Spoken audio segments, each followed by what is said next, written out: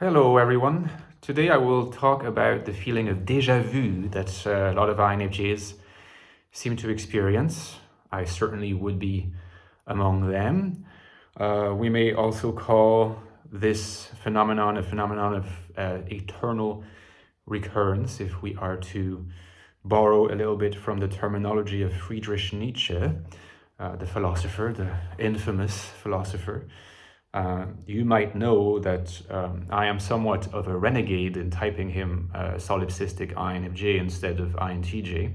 That is, if you have, I discuss the question of his type in my book, The Infinite Soul, which is my latest book on the INFJ Life in the Modern World. You should check it out at the link below if you're interested. Eternal recurrence, very anti-dom phenomenon. As usual in our community, we have achieved something that it should not be underappreciated, which is to recognize the phenomenon, and people talk about it. What we have not achieved is a proper understanding of what's at play here. There is a way to explain it that's kind of, well, I don't know if I would call it straightforward, but at least it's straightforward to me, so hopefully I can make it straightforward to you. It has to do with the archetypes. Since anti-dominance is the function that put us in closest contact with the archetypes of any type, right? Literally of any type. And since the archetypes are primordial images guiding literally everything in our life, whenever we encounter situations that evoke patterns of the archetypes, we are going to experience at the level of raw feels, at the phenomenological level, we're going to experience something like déjà vu, something that's like we've already experienced, because it evokes the form of the archetype. Now, this is a worthwhile explanation, but at the same time, I just think we can go a little deeper than this. Taking a slightly different direction and looking at the quality of the NI function, that it links patterns, right? It links patterns within its own walls, within what I like to call the NI world, but it also links patterns between the NI world and the external world. An SE input is integrated via the NI function by means of an isomorphic linking between, that pattern, that SE pattern, and the image in the NI world, in the NI web. And like I said, the linking creates, it creates a new complex, it creates a new pattern. This pattern is often a source of insight. The recognition that there is insight may happen instantly. That's what we call the eureka moment.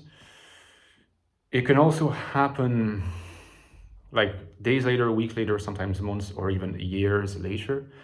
We're less likely to describe that event, that latter type of event, as a eureka moment, because oftentimes we forgot that we even were doing the linking in the first place, because the event actually happened quite far back in the past. So it's almost like a form of cryptomnesia, but only dealing with ourselves. There was something in there, and then it's almost like we recalled it a year later.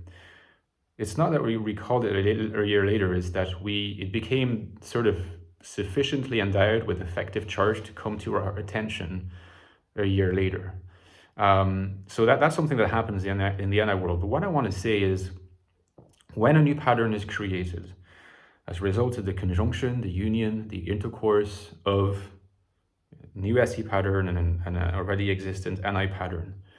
Now, of course, the interaction is not between the SE pattern and the NI pattern. It's between two NI patterns, but one of them is like a freshly integrated SE pattern that has been transmuted into NI substance, if you like.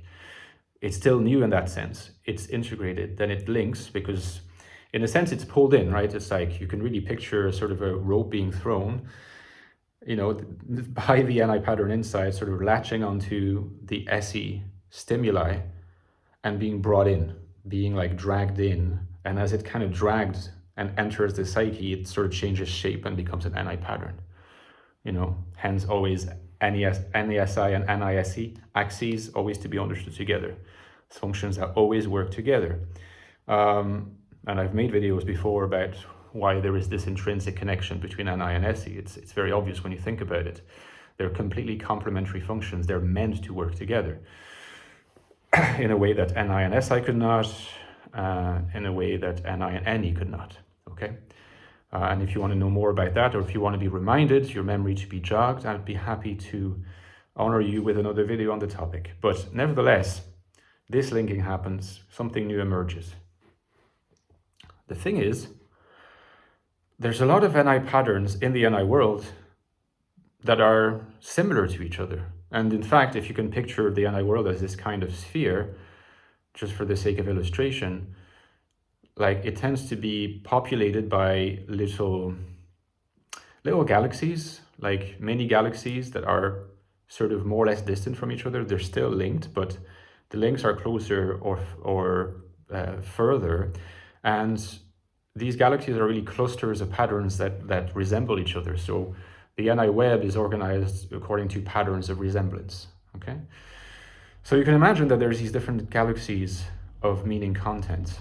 And when a new pattern emerges as a result of the union that I talked about, it's integrated inside the Ni world, and it sort of gets, attracted to one of the galaxies, some distance or close. What sometimes happens is that the location of the actual pattern, and this is defined by its isomorphic connection with the set of other patterns that forms a particular galaxy in the Ni world, sometimes there is such resemblance between the new pattern, the newly created pattern, and what's already in this cluster, that the cluster itself is immediately evoked. It's evoked by, metaphorical resemblance. That happens in the Ni world, existentially and cognitively. But of course, it has a feeling manifestation. It has an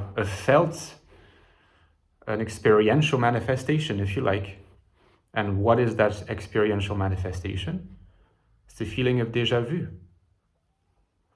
Often we don't even know what is being evoked. What is being evoked, we feel, is the exact same event that happened previously, hence the idea of recurrence. It's an existential experience, but it is not exactly what happens inside the Ni world. Like, it's not that the event has happened before, it's that the event, given its particular structure and how it's been appropriated by our Ni processes, is very, very, very reminiscent of a content that is already in our memory, a content that is already encrusted in our psyche. Interestingly enough, that content may be quite unconscious. That content may not be directly accessible and may not be immediately brought to consciousness by the experience of the new pattern, which is why we don't link the two, at least in consciousness. And since we don't link the two in consciousness, the default reaction is to think that we're actually dealing with an event that is not new, is a repetition of something happening before. It's actually not a repetition of something happening before, but it is a repetition of a string of patterns, as if this is the next iteration of that particular string, and it's going to cluster inside that particular galaxy of the Ni sphere. Hopefully that was helpful. Let me know in the comments what you thought, guys, and give me a like if you enjoyed the video, helps with the preferencing.